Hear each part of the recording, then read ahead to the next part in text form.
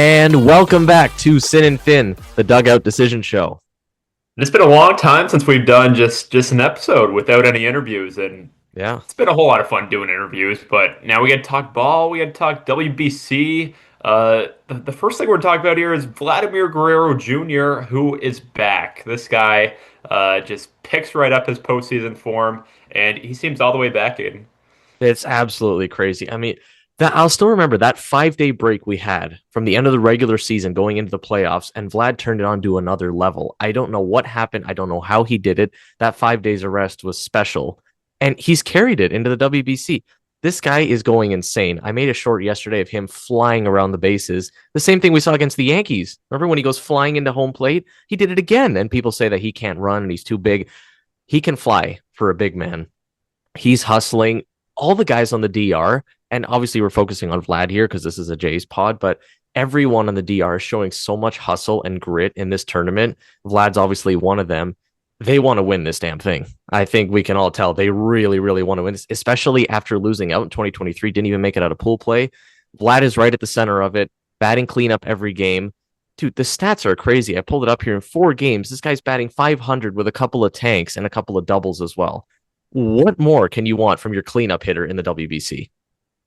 Well, it's not even just the outcomes, it's every swing he has. I mean, yesterday, if you guys were watching the Dominican game, he hit a bomb. It was foul, but it was a bomb. And even swings in play every swing is 100 miles per hour off the bat. And I think Just Baseball posted something the day before yesterday's game, but in Vladimir Guerrero's like last 10 plate appearances, all of the batted balls were above 100 miles per hour.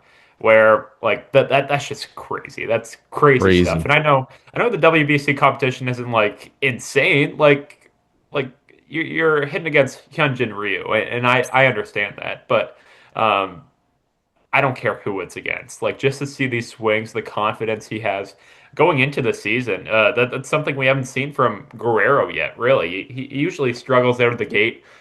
Takes a few weeks to get his power stroke back.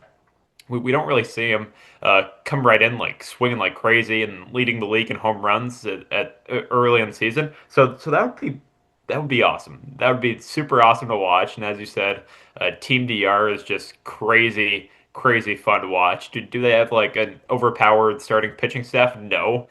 They have Luis Severino going tomorrow against the U.S. against Paul Skeens, which doesn't go in their favor.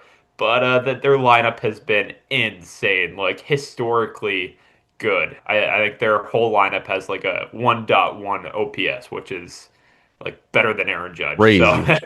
like it's just crazy stuff. They're so fun to watch. Every time they play, it's must see TV. So and then you see the U.S. and they're not shaking hands with everyone, and they got guys talking about the death of Osama bin Laden before a game with Canada. So it's pretty nuts to see the contrast there. And tomorrow is really like supposed to be one of the best games I've ever seen. It's U.S. Dominican, and it's not even the finals. It's the semifinals, which makes it even Yeah. crazier.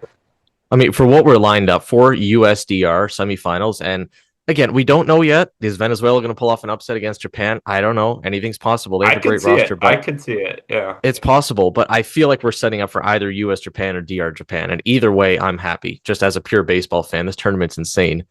Just finishing on Vladdy though, I maybe it's just like he has to face Edward Bizardo, like I don't know, every couple of games just to get him back locked in. Because oh my god, he launched on that guy again. Again, he did that in the playoffs against the Mariners, launched against Bizardo, does it again the WBC, goes flying into home against the Yankees, does again the WBC. This sort of playoff atmosphere, because a lot of players have been talking about this feels like a playoff atmosphere, and we're what are we March 14th? We're middle of March here, and it feels like the playoff atmosphere. This is bringing out the best in these guys that you don't see. Okay, in spring training, you don't see this kind of stuff. You got like single A pitchers on the mound, double A pitchers on the mound. You're not really taking it serious. I mean, we're talking about Eloy Jimenez and these kind of guys making the roster. This is the real baseball we're looking for in March, and you only get it once every 3 years. And for Vlad, it's the first time he's ever doing it. Right? He didn't do it in 2023, so you can tell how much this means for them. I mean, I made a prediction video back in what was it like December saying, hey, I feel like Vlad's going to go off after that playoff run. I think we're seeing it. I think we're seeing him get locked in. And again, this is Not the best pitching, granted. Like you mentioned, it's Hyunjin Ryu. It's not the greatest pitchers. They're going to go up against Paul Skeens. That's quite the test tomorrow. But still, it's better pitching than what you would see in spring training. And especially at this time of year when guys are not throwing that hard, they're getting pretty ramped up in the WBC. So he's facing some good pitching. And if Vlad's already doing this, I saw someone post, I don't know who it was on Twitter, say if it's not Aaron Judge winning the MVP this year, it's going to be Vlad. I think that's Yeah, just where we're at with it right now. 40 home yeah, runs, 100 RBIs, whatever it is. I don't care if it's 30 home runs, whatever it is. We need to see a better offensive season than we saw in the regular season last year. We talked about you lose Bo, the pieces that you're losing offensively, you're going to expect some regression. Vlad has to be the focal point of the offense. And if he's doing it for Team DR, which we know how stacked that lineup is, you got what is the top of the lineup? Tatis, Soto, Vlad, Ketel Marte. Oh, just the best second baseman in the league. Junior Camanero's going insane. Oh, Manny Machado's hitting sixth. Like the lineup's insane. And who's hitting cleanup? It's our guy. It's Vladdy. So I think this is setting him up for a great season. He needs to be the focal point of our offense. And I think there's a good chance if it's not Aaron Judge, Vlad's going to win the MVP this year. Is that a hot take? I don't think so at all. Like how it looks so far, I don't care who he faces. I just want to see him have confidence and just go out there and swing hard, and that's what he's doing. Even in spring training, was he like postseason Vlad? Whoa, he's just hitting nukes everywhere. No, it was like just the outcomes weren't the best. He was still hitting the ball real hard. Goes right to DRE's back. Like it's pretty insane what is happening, and it's crazy fun to watch. And I just hope he can bring that to the regular season because if he can carry us like he is now with Team DR, like man, that would make up for Bo leaving. That would make it a lot easier for Okamoto to settle in, Barger as well, and just take a lot of weight off your pitching staff. So if he can do that for a full season, give 30 to 40 home runs, I'm saying 30. Like if you give us 30, that's a lot better than what the 22 you gave us last year. Yeah. And yeah, so he's been incredible, super fun to watch, see him lead that Team DR team. And he said in the offseason, I want to hit the ball higher. I want that attack angle or launch angle higher. And we're like, okay, that's awesome that he's saying that. That's fun. And if he's doing this, like it's incredible, and the sky's the limit for this guy. But moving over to Canada, I totally did not see Canada making this run, and that they weren't in the like the most stacked group in the world. Like it's Cuba who don't have Luis Robert and Yohan Moncada's making like mistakes all over the place, like running into guys and stuff. And then you got Puerto Rico who are like dismantled, like no Javi Baez, no Francisco Lindor. You got like dyed hair of Nolan Arenado making plays. Like that they're not in the most stacked group, but they made it out of pool play and made it to the knockout round where they put up a good fight yesterday, I thought. Aiden, what were your thoughts about that game? If we said that going into that game, we thought Canada was going to win, I think we'd be lying. I mean, come on, you want to say, oh, it's just baseball and anything can happen, but just look at the rosters on paper. At some point, you have to look at the rosters, look who they're going up against. The lineups just simply don't compare. I mean, Mike Soroka, yeah, he's up to like 96, 97, but come on, it's Mike Soroka against Logan Webb and the other pitchers they have. So I thought we put up a good fight, all things considered, based on what I just said and what a super team that USA roster is. I thought we did great. I still look back at like that seventh inning, wherever it was like the sixth, seventh inning when we had two runners on. I think it was David Bednar pitching. And who comes up? Our captain, Josh Naylor, comes up, has a 3-0 count. Nobody out, by the way. Two runners in scoring position. Strike one, strike two, pop out in the infield. Tyler O'Neill, yeah, you got those big guns, right? What are you going to do? Strikeout. See you later. Owen Casey, this is our stud, right? Okay, two outs. Okay, we got our stud up. See you later. Okay, we're not grilling Owen Casey now. Owen Casey No, was no. fantastic the whole tournament. Yeah, He was easily our best player. So yeah. I'm not taking shots at Owen Casey. I'm just taking shots at the lineup in general in that inning, given you had the chance to get right back in it and possibly take the lead as well. You put one over the fence. You're now leading by one. And the bullpen didn't give up anything down the road. So maybe we could have held on to that lead if we had a 6-5 lead. Again, all things considered, though, were they really even expected to make it out of pool play? I thought they had a decent chance. I think we knew that Puerto Rico was still going to hang on, even with a depleted roster. I still don't know how we lost to Panama, of all teams. Like, that just felt weird. We could have just made our road a lot easier if we just beat Panama. Again, Colombia, I don't think they were ever really going to make it. Panama, I don't think there was ever really a chance they were going to make it. Really, I think the expectation was Puerto Rico's going to make it. And is it Canada or Cuba? And I don't know, Big Maple, James Paxton threw like 3 innings against Cuba up to like 97 after he looked horrible against Panama the game before. He looked incredible. The offense was a little bit better. I think I don't know, there was a lot of wind in Puerto Rico. There was a lot of rain. I know it was really rainy, but the bats just looked really dead in Puerto Rico. I don't know what it was. There were just so many infield hits, not really a lot of extra base hits. I feel like the offense never really came alive, and it was the pitching staff. I think the best two pitching staffs by ERA, both pitching staffs had an ERA of like one, Puerto Rico and Canada. So it was the pitching, surprisingly, that held us. Shout out Adam Macko, our Jays prospect. He looked great against the States yesterday through like an inning and 2/3, couple of strikeouts against that great lineup.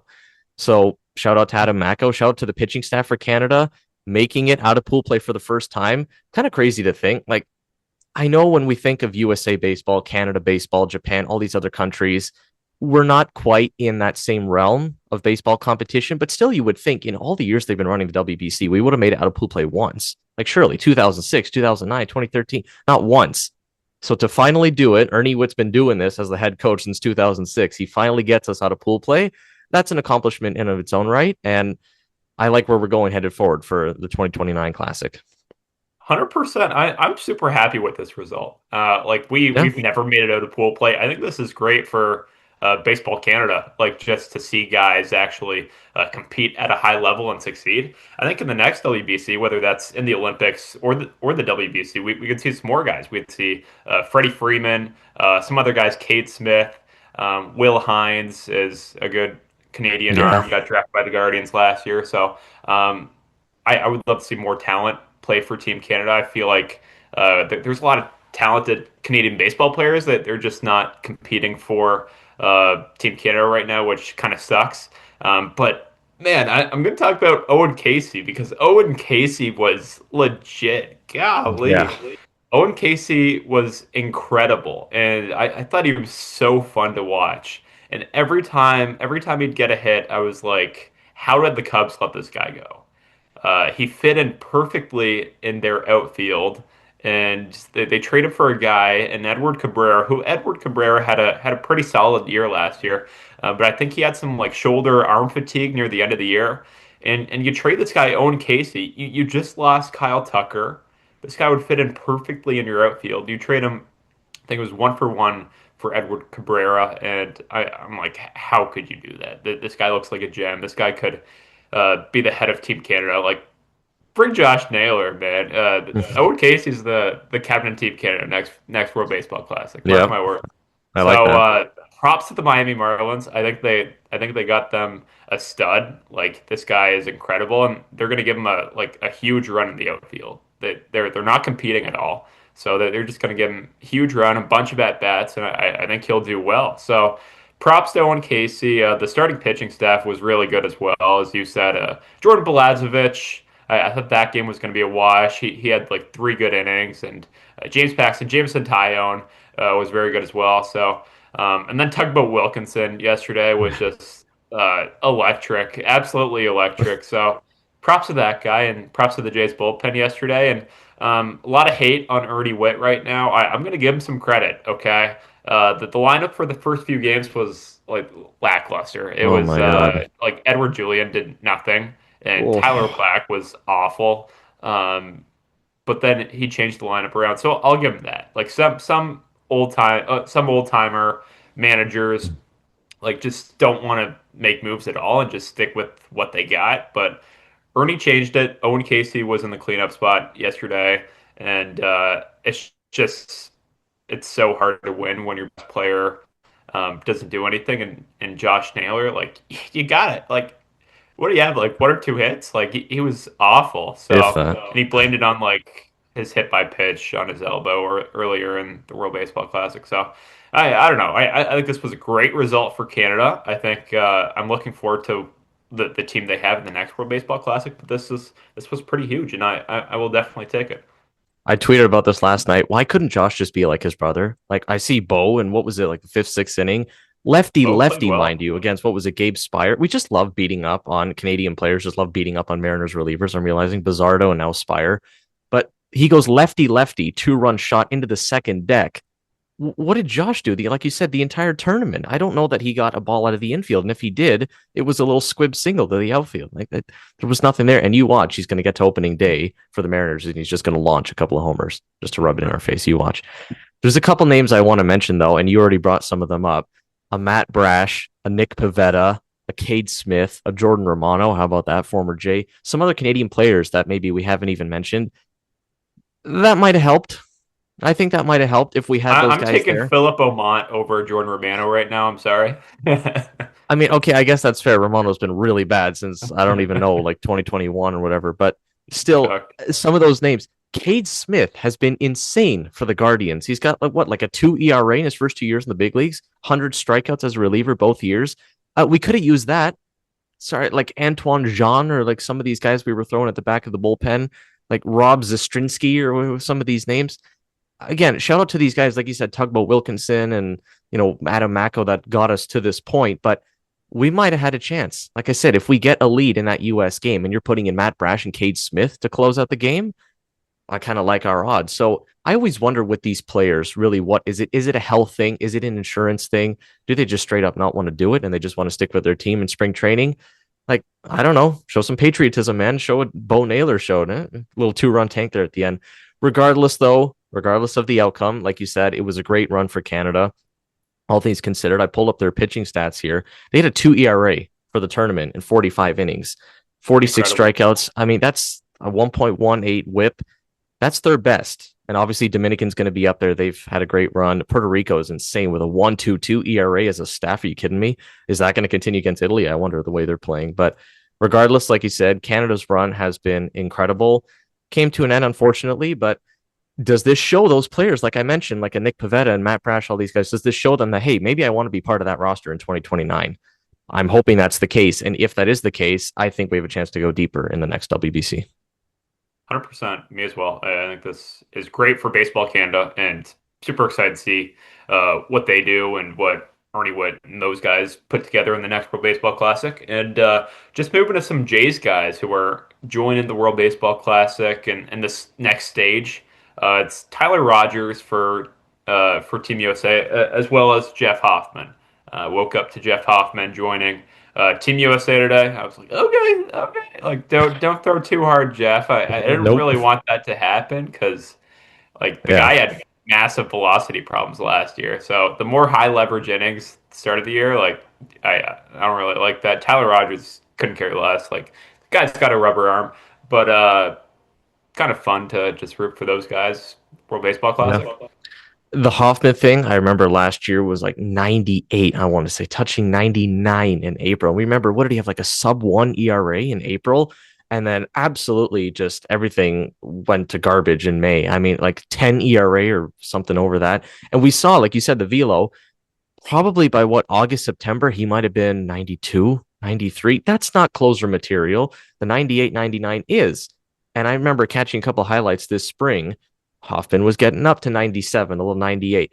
See, that's a guy, just like a Jimmy Garcia who keeps blowing out his arm. Jeff Hoffman's a guy I want to be throwing like 90 miles an hour in spring. And I remember former Jay now, I can't believe I'm saying he's a former Jay, he's on the Orioles now, but Chris Bassett, remember when he used to be on the Jays, he'd come out in like late February, just throwing 83, 84, something like that. He'll build up in mid-March. He's 88, 89.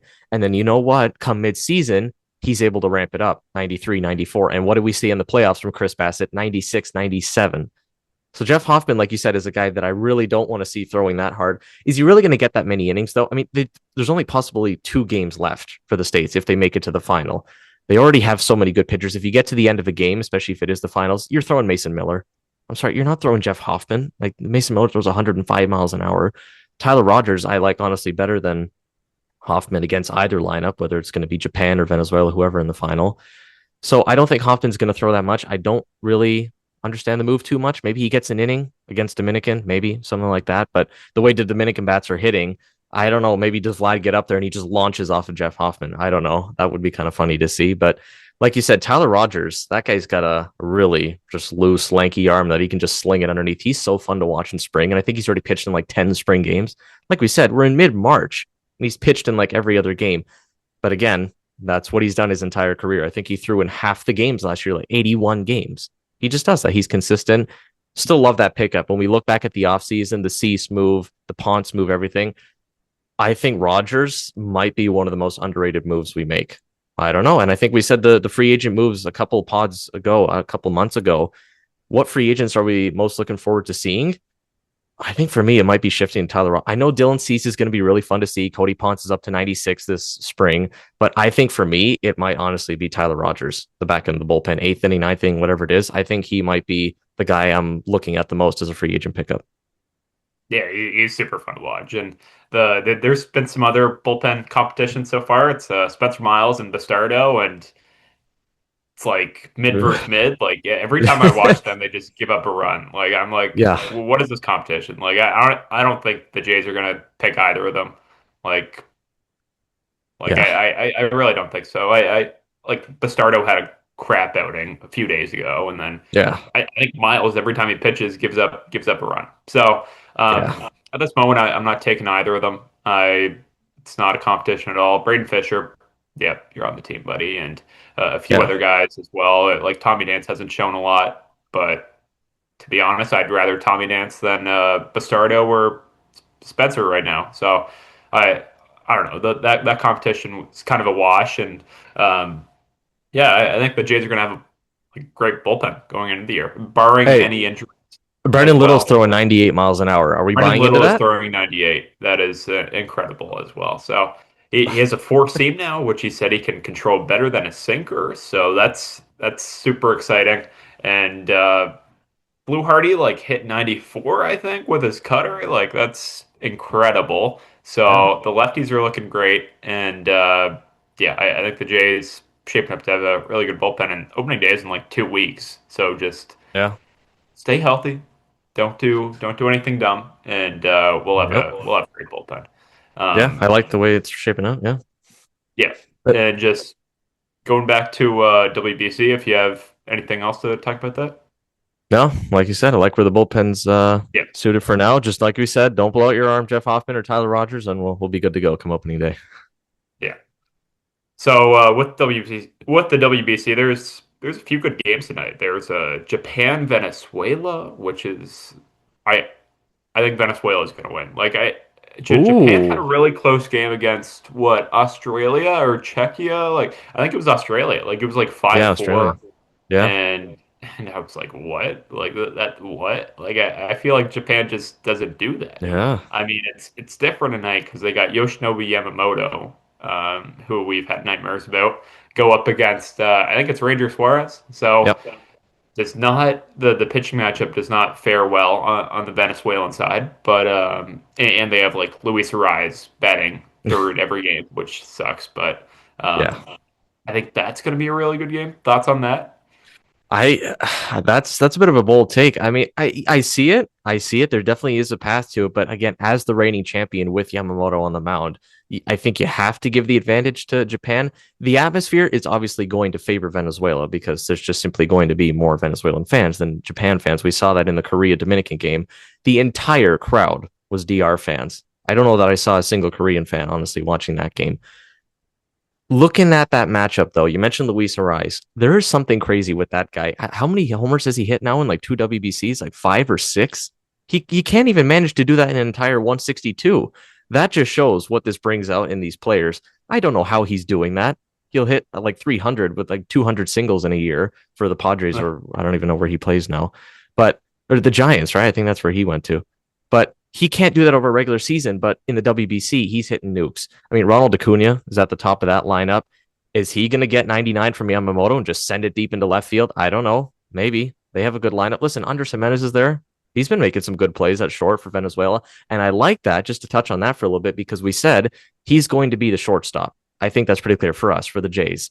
You lose Bo, and the fact that you're replacing him with Andres Jimenez at short, regardless of what he does with the bat, we'd like to see better than like a 500 OPS from Andres Jimenez. That was really rough to see, or 590, whatever he had. But if he's putting up like 3 WAR just from his defense, I think we'll take that. So going back to the Japan Venezuela game, man, like you said, the nightmares that Yamamoto just gave us, I can't imagine that he's going to struggle against that Venezuelan lineup.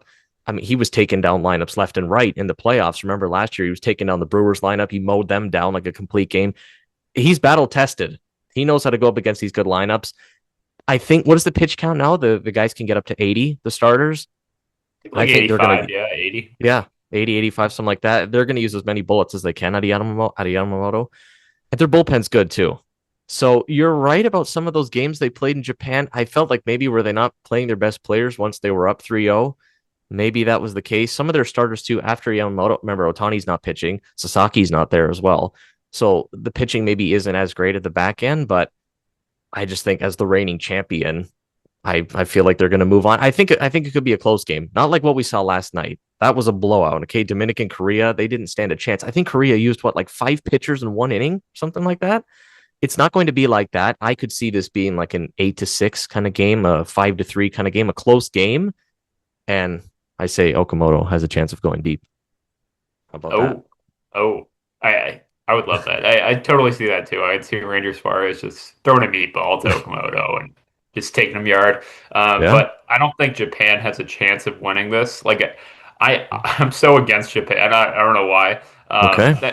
I do know why. It's the arms. You mentioned some of them. It's Otani is not pitching, and then Yeah. it's Roki Sasaki and someone as well who pitched a very big inning in the last WBC was Yu Darvish, and Yu Darvish has been a staple for Team Japan, and he gave up like a nuke to Kyle Schwarber if I remember correctly. But it's still it's still Yu Darvish. Like these are all three Yeah. solidified MLB arms, and you just don't have them anymore. So. Yeah, if Yamamoto can just be crazy efficient like he was in the World Series, like Japan wins with ease. But if they can get to Yamamoto and get to that bullpen, I think Venezuela has a really good chance of winning this. And then going to Puerto Rico, Italy. Italy has been like right up there with the funnest teams to watch. Like Yeah. not only with their celebrations, the suit jacket, the espresso shot, and the kisses on the cheek. Um, that's electric as well. But like these are just a bunch of solid young MLB players. Like Jacob Marcy had a really good season last year in limited games.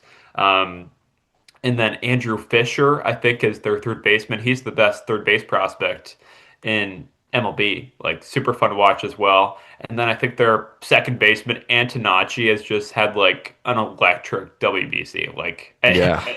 that inside park Crazy. home run. He just does everything for Italy. And Vinny Pasquantino really did nothing for Team Italy until their last game, where he had 3 home runs. So if Pasquantino can be unlike Josh Naylor and actually do something when you need to, I think that Italy could could like dog walk Puerto Rico this game. Like Puerto Rico's.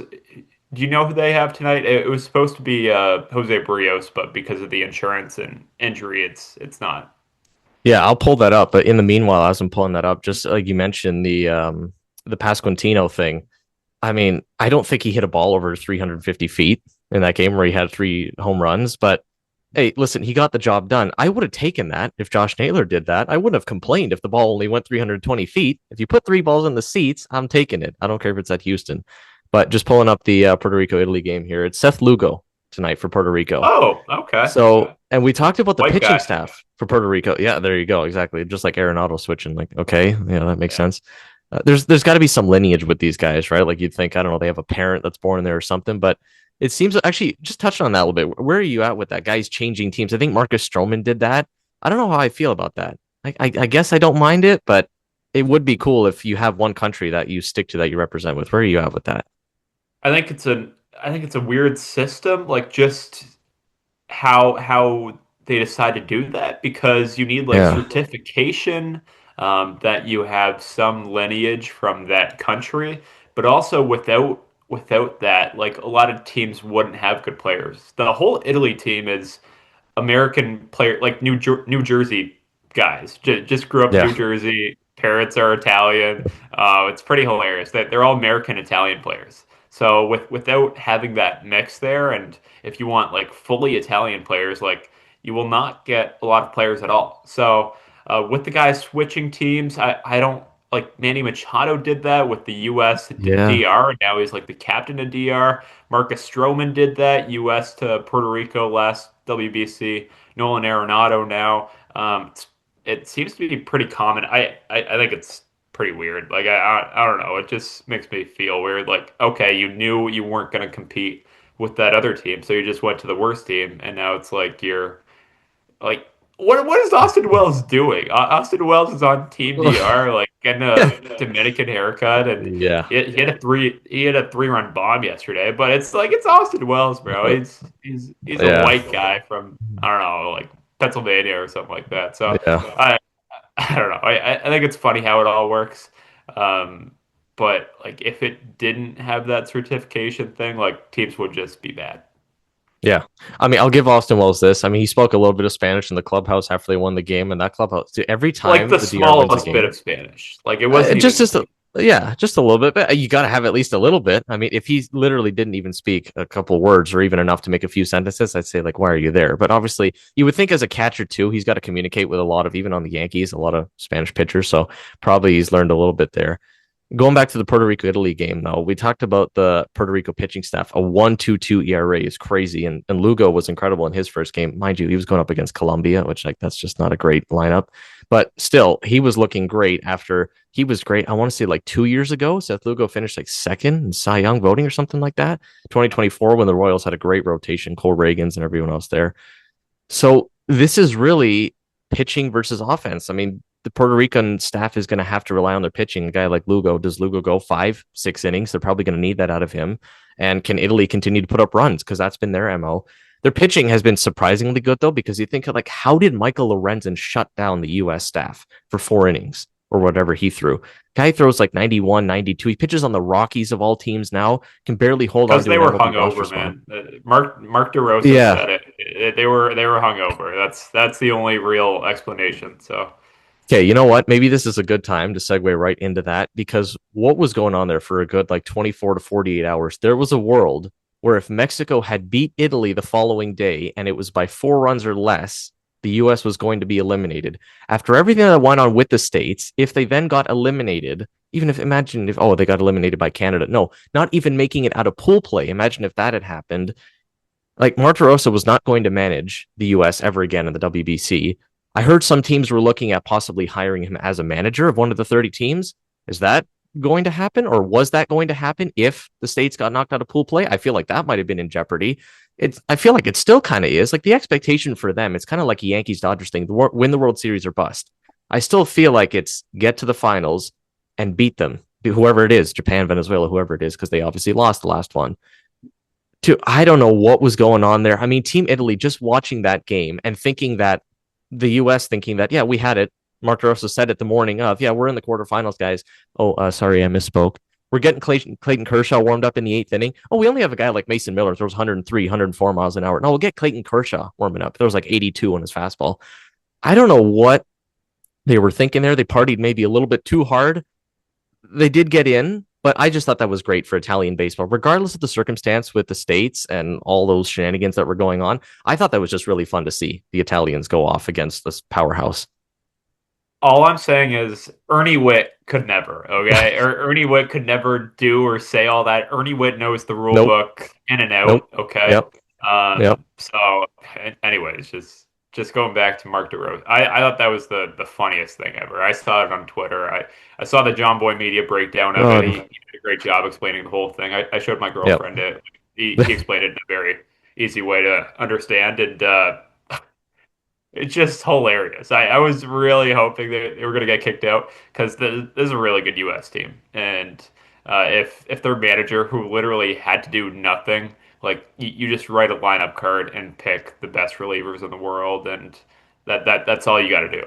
Just be a good guy, and that's all you got to do.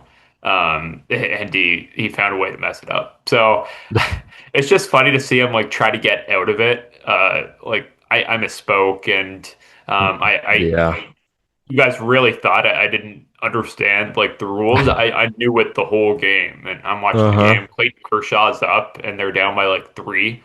Like what the heck is going on? And then Mace Miller got up out of nowhere in the ninth. So Yeah. um, it's just hilarious, and Team USA is hilarious as well. So I don't know. They're just Yeah. super funny to watch. Like after they score a run, it's like just walk back to the dugout, and then you watch the DR team, and they're like fighting for their lives, fighting for their countries, and like Bryce Harper saying he like the WBC does matter, and the Uh-huh. Olympic the only thing that matters. So I just think it's hilarious, and Mark DeRosa is awesome, and I think he should be the U.S. head coach for the next decade. So.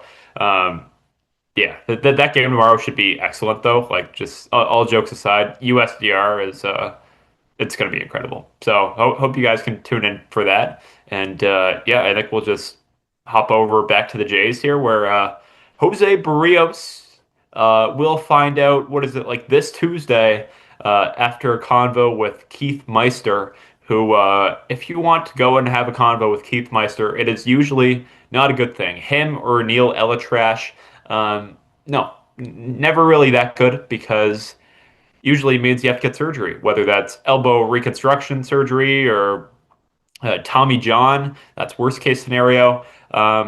Usually never good. So if Jose Barrios finds structural damage in his UCL, just like that, the Blue Jays' depth is like thinning out. And it looks really good that we signed back Scherzer, who is starting today.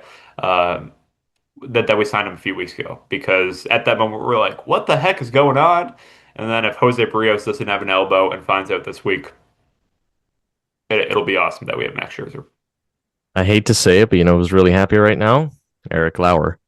You talked about Eric Lauer all off season. Like he wants to get out because he wants a starting role. And where's he going to find a starting role in this Jays pitching staff?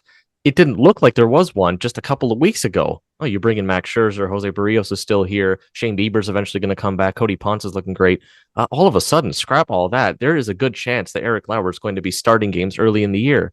And we talked about, or players talked about all last year, how he was the MVP of the team at times, saving them, throwing 6, 7, 8 innings at times in the middle of the season. He might have a chance now to do that early in the season.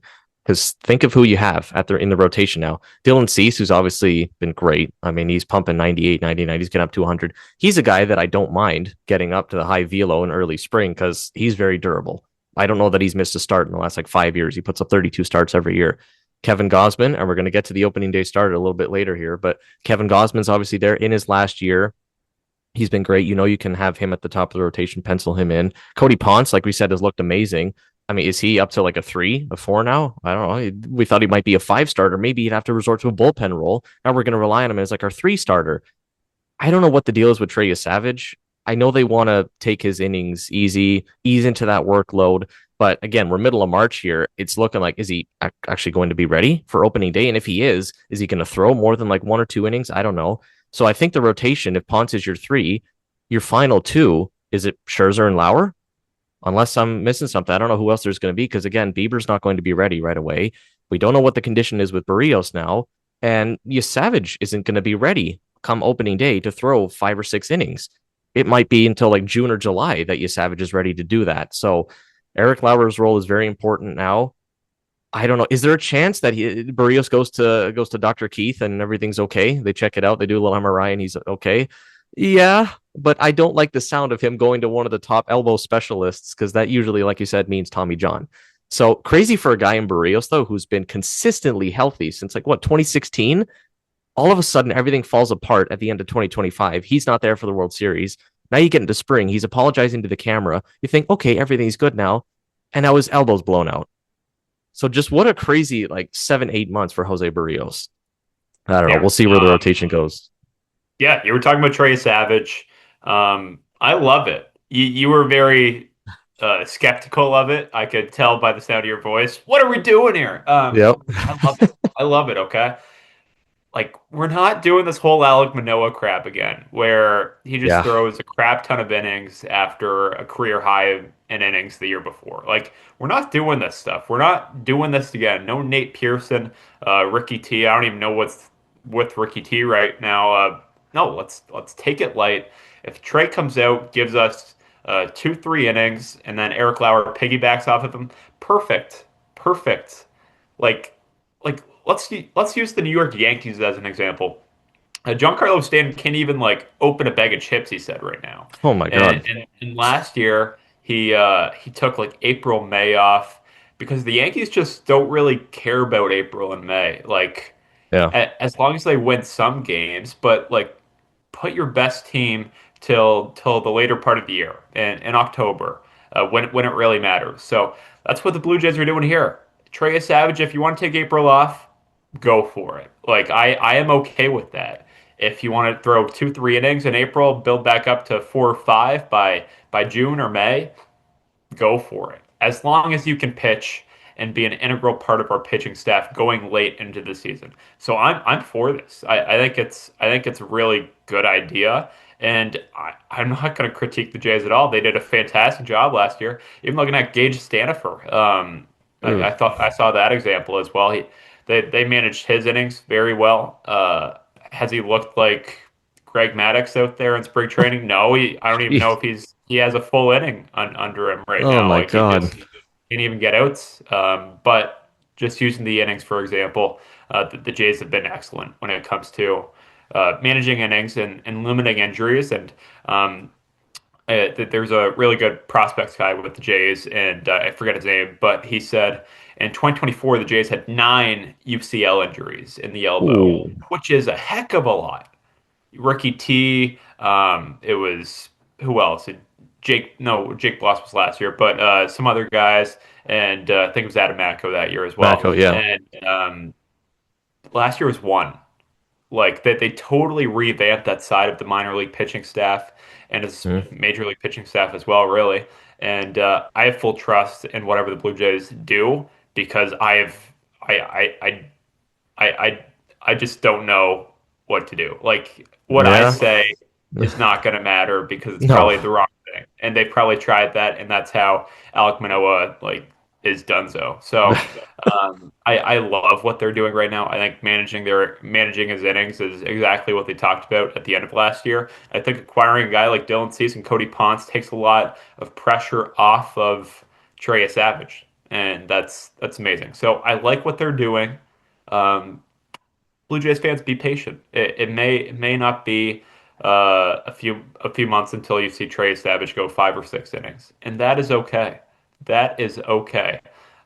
So yeah, just bringing some optimism to the pitching staff right now. That's what we got, and we've got quite a bit of depth. If Jose Barrios needs to take a few weeks off, that's okay. Take your time, Jose. We're not going to crap on Jose here. Jose looked like super good his last outing. Like his velo started to tick Yeah. up, and I was like, man, okay. I forgot who he was facing, but it was like a full lineup, and I was like, okay, Jose, you're back, buddy. Next week he's having coffee with Keith Meister, but Yeah. so yeah, I have full trust in the Blue Jays and what they do as a pitching staff, and if that means Trey Savage taking a few months off, go for it. Okay, listen, I don't want this to sound like loser posting, but there's just a little bit of skepticism there, like you mentioned, because I remember what happened last year when we had to resort to bullpen games, even in the playoffs of all games. We're not talking about a bullpen game here in July, here in August. No, in the playoffs, because we didn't have Max Scherzer and Chris Bassett ready to go. I'm just starting to see that depth that we thought. Remember, we were talking when we signed Dylan Cease and Cody Ponce like mid-December. What are the Jays going to do? We have like 8 starters. Like Ricky T is going to be like the 10th starter. There's no chance he's going to throw. And that's another side note because his elbow is starting to flame out already. But again, we're talking about Eric Lauer now being the 5th starter and maybe even moving up into the 4th spot. And like Max Scherzer, we thought, okay, you're just our depth guy. You can come in May and June, July. Now we need you. So I'm just seeing that depth kind of depleted. And I don't want to say that, again, we're not a good team and all that, but I don't know if we're exactly in the Yankees Dodgers position. The Dodgers really are the only team that can say, okay, listen, Shohei, you don't need to play until July because we know we're going to make the playoffs. They're really the only team that can do that. They know they're going to win 100 games every year. We're in a loaded AL East. We tied the Yankees last year, one less win, and we're in the wild card game. And we know how this team fares in the wild card game. Not good at all. So that's the only thing I worry about, that with a loaded AL East now, because it's going to be better than last year. The Red Sox are improved. The Orioles are improved. Okay, the Rays are probably going to Ray, but they're probably going to the worst team in the division. The Yankees at some point will have Garrett Cole back, although I hope we crap all over him. But it's a loaded AL East. So I don't know if you take that chance of losing a couple games early in April and May because you don't have guys built up or they're injured. Does that cost you late in the season? We saw it last year again with the bullpen games. The depth was tested. I just don't like the depth being tested in early March. If we get to May, June, and listen, you Savage by then is built up to 4 or 5 innings, and Eric Lauer's been a savior. And you know what? There's your starting role, and he's thrown 60 innings by that point and has a 2.5 ERA. Okay, I'm totally happy. And Max Scherzer's still pumping 96, and he's great. And Dylan Cease at the top of the rotation. Cool. I just think the depth being tested now, this shows why it was so important to get all those starters. Because remember, a couple weeks ago, we said, well, what's the fit for Max Scherzer? Like, why are we doing this? Why are we bringing Max Scherzer? I think we're seeing now because he's not even going to be your sixth, your seventh. He's going to be your 4 or your 5 or maybe even 3 starter, depending how Cody Ponce delivers. And you know what makes all of this better, makes all of this pitching talk, pitching staff, starting rotation talk better? It's our offense producing. If Vladimir Guerrero Yeah. Jr. can do what he's doing right now in the regular season, all this pitching talk, all of this Yeah. anxiety about what a rotation is going to look like goes away. If we can Yeah. score runs, it makes everything a heck of a Oh, lot yeah. better. So that's where my optimism comes from. I totally get what you mean with, Yeah. hey, like it's what it's middle of March and we're starting to wonder what a rotation is going to look like. That's not it's not super good. But if we can score runs, if Addison Barger can do what he's doing now, if Dalton Varsho can hit 35 home runs, like I said, Ooh. if George Springer can give us an ounce of what he did last year, if Vladimir Guerrero Jr. can do what he's doing now in the regular season, we're in a good spot. We are in a very good spot. This was a very good team last year, and it is an improved team. I don't care what happens. Like Guerrero's in a better spot. Okamoto is a really good player. We didn't know what we were getting from Bo at the start of last year. He ended up having a good season, but at this point now, compared to last year, we are in a much, much better spot. It's not even close. Yeah. So if our offense can produce at a high level, we are in a very, very good spot. The projections for George Springer are like an 800 OPS. And I know you said he's not going to lead the team in home runs again, but from a 970 or whatever he had last year, and I know he was just god awful in 2023 and 24, but an 800 OPS, like a 170 point drop off, I think that's kind of crazy. Surely we can get at least like an 830, an 840 out of George Springer because I think we see the difference. What happened in 23 and 24? Guys like George Springer and Alejandro Kirk were just horrible. What happened in 2025? They were great with David Popkins. So if you can just get at least an 830, 840 at a George Springer, Vladdy performs, Kirk performs, like you said, I think this lineup is good. Yeah, and you're saying 830, 840 like it's something little. 830, 840 is like Yeah, very, very good. it's So legit. if George Springer can do like I do think it's somewhat repeatable, just not to the level like he did it last year. I don't think he's going to Yeah, hit whatever he hit, 29, 28 home runs. Um, no, but I think the contact, like the swing changes, all of that, I think it's still there. So I think yeah, if you give us a 750, 800, because I think Kaz Okamoto right now is projected for 700, 750. So if Springer can give us 750 to 800 from the leadoff spot, be a consistent presence at the top of our lineup like that, that's incredible. Um, so yeah, just I think there's a lot of things to look at here when it comes to the Blue Jays offense. A lot of people are writing them off. Like this offense is not as good as last year's. So but they got a better pitching staff. That's what everyone's saying. I I don't know. Like I think this offense could be right up there with last year's. Like full season Madison Barger, we didn't know what we were getting from Alejandro Kirk offensively last year.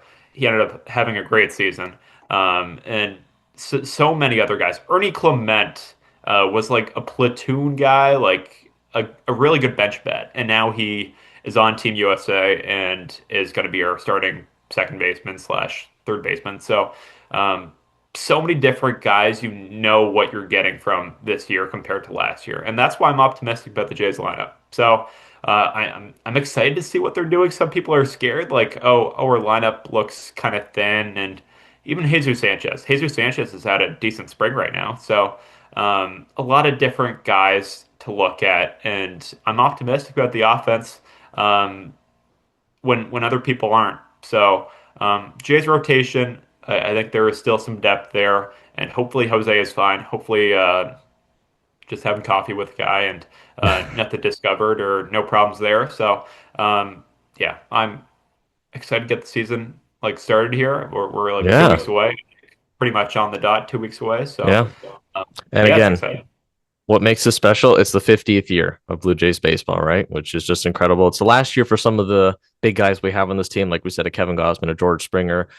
Can Vladdy have a little bit of a coming out party in the 50th year? That would be kind of nice. The Joe Carter statue is going up. I think it's setting up to be a great season. Again, the schedule we start out with as well, with like the A's, Rockies, and White Sox. Can we just start up to like a 9-0, 10-0 start? That would be nice. I know the Rays did that a couple of years ago. They went like 15-0. That would be nice. Can we get 100 wins? I don't know if the Jays have ever done that. I'll have to take a look. Have they ever gotten 100 wins in a season? Can we just do that?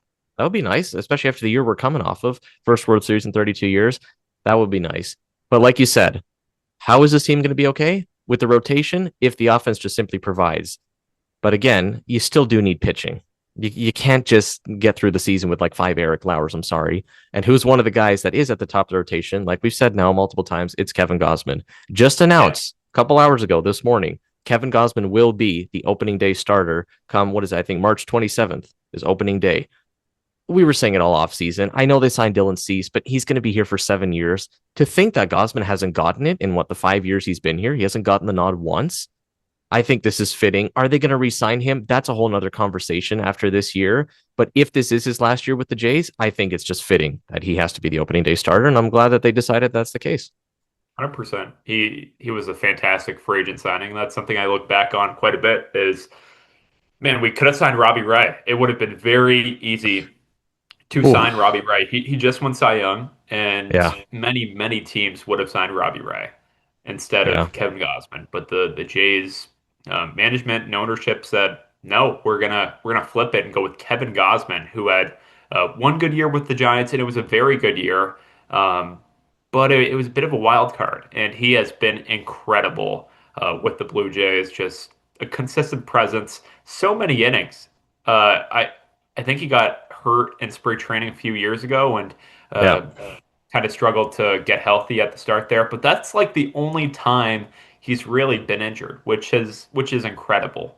So he's been super productive, and there was I think there was a season or two in the middle of the contract there where it's like, okay, Kevin Gausman's splitter isn't dropping as much as it used to. His fastball isn't as hard as it used to be. Well, he changed the grip of his splitter. It looks completely back, and his fastball command and fastball velocity is just makes it so his fastball is one of the best pitches in baseball. Like it really is. I was looking at run value on certain pitch types in baseball. Kevin Gausman's fastball, you wouldn't think it is one of the best pitches in the league, which is pretty crazy to think about. So he's been super productive, and it's pretty insane to think that he hasn't had an opening day start, and he earns it and deserves it completely. yeah, absolutely. I just pulled up the all-time stat leaders for the Jays pitching wise. Gosman already in, mind you, 733 innings, which seems like a lot. Yeah, But when you look all time at guys like Dave Stieb threw 2,800 innings with this team. Roy Halladay threw 2,000. Jim Clancy threw 2,200. Gosman's only thrown 733 innings with this team, and he already has the seventh most strikeouts in Jays history. The strikeout numbers are unbelievable. You talked about the workload he had last year. I mean, he put the rotation on his back, quite frankly. We talked about how incredible Savage was, and I think that took away a little bit from what Gosman was doing. And I know the whole thing that he couldn't make it through 5 2/3 innings. I don't know what the story was with that, but listen, 5 2/3 is pretty solid in today's day and age. To think he threw the most innings in a regular season as a J last year because he had to get that Sunday start in the last game of the season, 193 innings, I think it was he threw last year. Then a on lot of top of that, put innings. another like 28 in the playoffs. I'm curious to see where his fastball's velo is going to be because, like you said, a couple years ago, he was throwing like 89 miles an hour in April in a cold day in Yankee Stadium. If he's throwing that, I don't like that. But just for opening day's sake, we don't have to worry about the cold because it's going to be Rogers Center. If it's cold end of March, we can just close the roof. So for everything that he's done for the team, and listen, I'll admit, 5 years ago when we were, I don't know, 14, 15, I wanted Robbie Ray back because it was just tunnel vision. I'm looking at, okay, He's the Cy Young winner. He's a lefty too that throws kind of hard. Like that looked kind of appealing. Gosman was good with the Giants, but it was 2 years. That was it. He had 2 good years with the Giants, horrible with the Braves and the Reds a couple years before that. And then with the Orioles, was never anything special, honestly. I remember he used to face us a lot, obviously, as an Oriole, and it never really felt like a tough competition. He was like a low four, mid four ERA guy. He's completely turned it on. I don't know if it is just the splitter. We've talked about this endlessly. The Jays are just a splitter team, and he's figured out the splitter, and he's quite frankly one of the top 25, 30, give or take, pitchers in the league, top 40 maybe. He's in that realm. The way he's pitched the last couple of years, 3.48 ERA in the 4 years he's been with the Jays. It's fitting that he gets the opening day nod.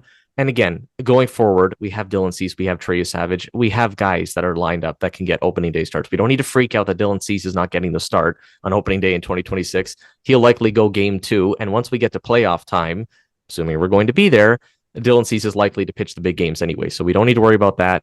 Gosman's the right guy. 50th season of Blue Jays baseball. He's the perfect guy to put on the mound. 100%, 100%. And that just came out right before we were recording, and I think Yeah. it's a nice little thing to talk about. It's something little. Opening day starts. Some people like to see the opening day starter. Some people just couldn't care less who the opening day starter is. I think it's a cool accomplishment. So props Kevin Gosman. You deserve it. And yeah, that will do episode 35 of Sin and Fin, the Dugout Decision Show. Indeed. And make sure to like, subscribe, comment your thoughts down below. Enjoy the last couple of games of the WBC. Again, we're getting a playoff atmosphere in early March, so enjoy it. We only have a couple days more. Hopefully the Jays guys keep performing. And listen, Jays 50th season's coming up soon, so it should be a blast. Thank you for tuning in. And as always, go Jays.